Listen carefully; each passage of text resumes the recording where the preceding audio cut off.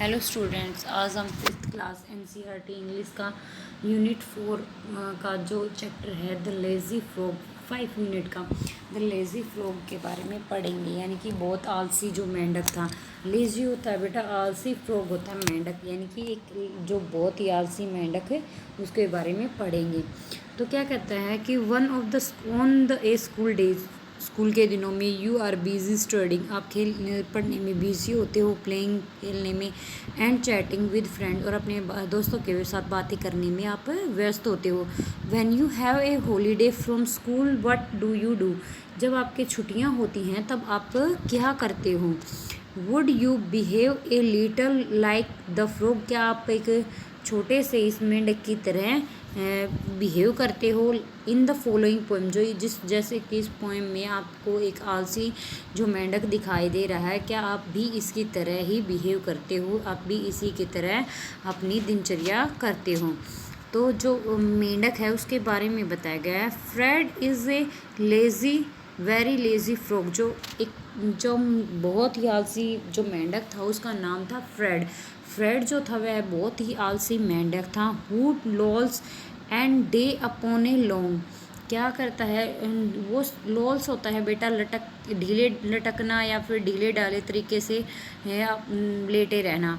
तो जो फ्रेड था वो अपने आप को सारा दिन, लोग होता है लकड़ी का टुकड़ा, एक लकड़ी के टुकड़े के ऊपर अपने आप को ऐसे ही पूरे के पूरे दिन ढीले ढाले तरीके से पड़ा रहता था, लेटा रहता था।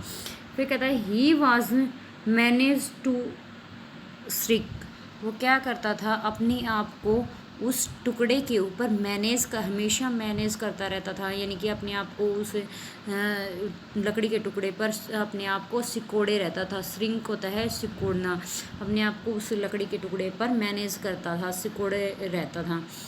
Doing a single stroke of work, वह एक हल्का फुल्का छोटा सा भी काम नहीं करता था। जब उसकी मम्मी कहती है his poor older mother calls in vain come in and help he does not bother, कहता है वह कोई भी सिंगल काम भी नहीं करता था। जब उस जो बेचारी पुअर, यहाँ पे हम पुअर का मतलब गरीब नहीं, लाचार यूज़ करेंगे, क्योंकि क्या है कि वो उसकी माँ जो थी वो गरीब नहीं थी, वो लाचार, बड़ी एज हो गई थी, बूढ़ी हो गई थी। तो कहता है जो उसकी बूढ़ी माँ थी बेचारी, वो उसको बुलाती रहती कि फ्रेड तुम यहाँ आ जाओ, मेरी मदद करो। ही डज नॉट बोदर, वह इसको अनसुना कर देता था, बोदर अनसुना कर दिया।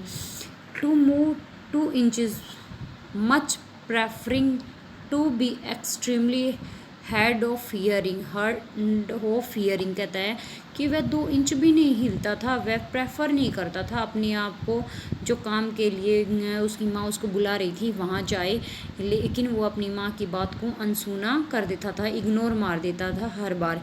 ही lies there a silent heap and stay conveniently asleep, silent चुपके से, हीप का मतलब होता है ढेर लगाना, यानी कि वहीं लेटे रहना। वह झूठ का ढेर लगाता रहता, झूठ बोलता रहता था। एंड स्टे कन्वेंटली स्लीप, और वहीं पर लेटा रहता था, सोता रहता था कंटिन्यूसली।